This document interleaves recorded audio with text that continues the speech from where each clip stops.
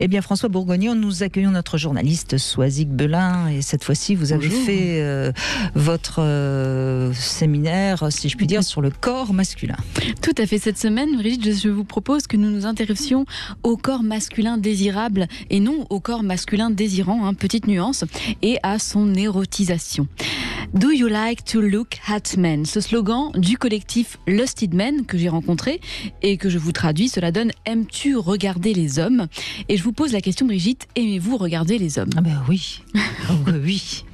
Parce que c'est une question qui a l'air anodine comme ça, mais finalement, pour ma part, il m'est arrivé de me retrouver dans des situations qui ont réussi à me faire douter de mon attraction pour le corps masculin.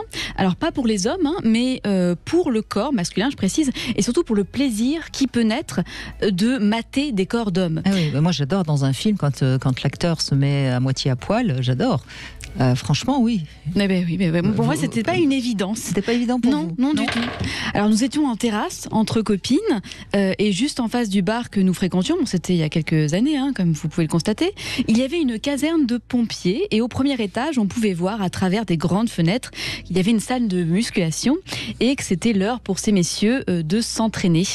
Et quand ils ont compris qu'on les regardait, ils ont commencé à jouer de ces regards, en toute discrétion, parce qu'un homme, finalement, n'a pas l'habitude de se laisser regarder. Et ils ont commencé à rallonger leur temps de pause entre leurs différentes activités physiques et à se mettre à la fenêtre. Et inutile de vous décrire les corps qui étaient là à portée de vue. Ils étaient musclés, suintants de sueur, tout était dessiné. Et bien, quand la plupart de mes copines commençaient à fanfaronner en imaginant lequel pourrait finir dans leur lit ce soir, eh bien moi, je n'osais pas dire que ces corps étaient beaux, certes. Comment ne pas le voir, le beau a vocation universelle. Mais pour ma part, il n'était pas désirable. Et au-delà de ça, je ne trouvais pas de plaisir dans ce matage. Alors, le critique d'art Jeune Berger dit cette chose qui me paraît expliquer un certain blocage inconscient de ma part, et je pense que certaines auditrices se retrouveront dans mon cas. Là où l'homme agit, la femme paraît, les hommes regardent les femmes se regardent être regardées. Il faudrait tenter de tenter l'exercice du matage, de s'installer à une terrasse et regarder les hommes passer pour comprendre les différences qu'il peut y avoir entre un regard d'homme qui regarde une femme et celui d'une femme qui regarde un homme. Il y a toujours un moment où la femme va baisser les yeux pour stopper net ce qu'on pourrait prendre pour de la drague, du flirt ou de l'allumage. Pour en revenir donc à ce collectif qui expose actuellement à Paris dans le cadre du Festival de photos Saint-Germain, elles sont une dizaine d'artistes et de chercheuses qui ont lancé cette association il y a 1 an en partant d'un constat: combler un vide. Celui laissé par les photographies érotiques d'hommes. Ces images existent, mais elles restent dans le domaine du privé où elles ne sont diffusées que par des réseaux de diffusion qualifiés d'homo-érotiques. Puisque, et je reprends leur manifeste, l'érotisme est un champ principalement associé à la féminité. On a toujours appris aux femmes à se mettre en valeur, à être des objets de regard, de désir, et on a, à contrario, appris à l'homme à regarder, à être dans l'action, dans les faits, à être un sujet et non un objet du désir. Et c'est aussi pour cela que l'on imagine que le porno est quasiment exclusivement destiné à un public masculin. Mais non, personnellement, moi, je regarde du porno. Et d'ailleurs, même dans le porno hétéro... Oui, mais peut-être que c'est les femmes qui vous excitent dans le porno. Non, c'est la scène en général. Vous mettez comme si vous étiez la femme qui profite du mâle en rut. Je sais même pas si je fais un transfert sur la performeuse. Il serait temps de savoir quand même. Mais en tout cas, je suis excitée par la situation.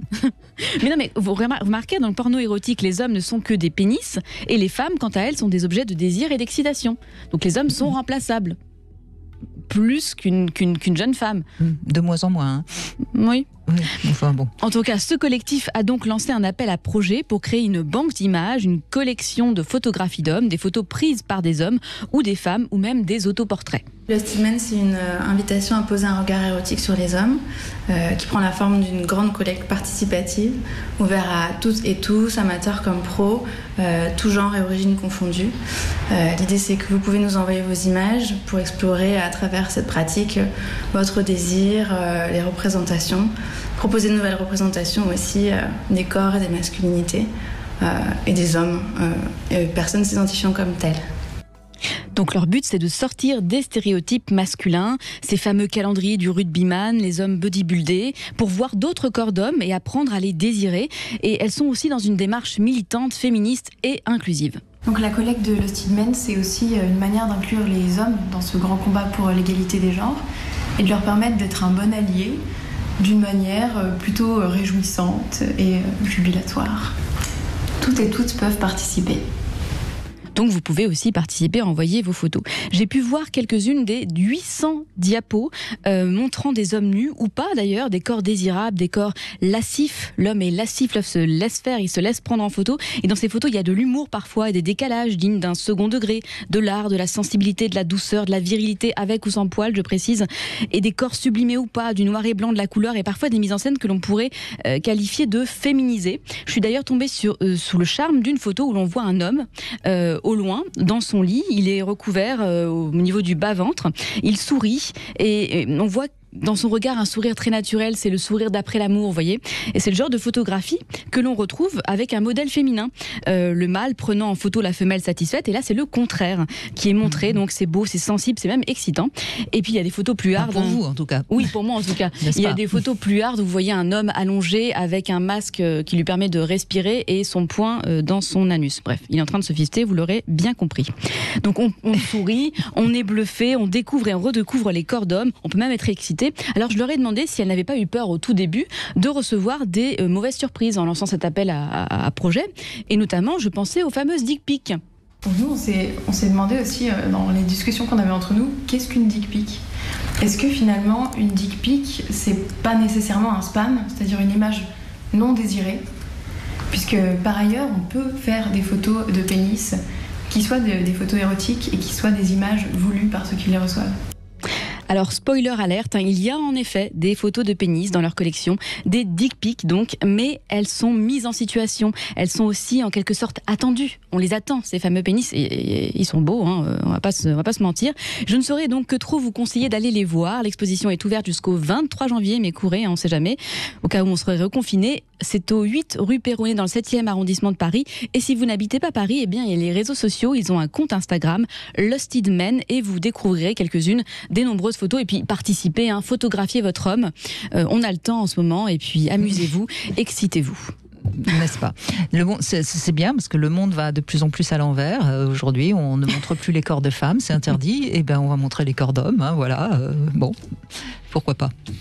Disons que c'est un changement. On change de prisme. On a beaucoup vu les corps de femmes, et là, on essaye de voir les corps d'hommes, mais pas forcément ce qu'on a l'habitude de voir et les gros stéréotypes de plombier, d'homme suintant, de rugbyman. Là, on peut voir un homme. Oui, le seul problème, c'est que pour l'instant, quand on travaille sur le désir féminin, on se rend compte que c'est quand même le bad boy qui l'a fait mouiller et pas tellement l'homme très féminin. Donc voilà. Pas pour moi. Non, je suis pas la seule dans le cas, j'espère.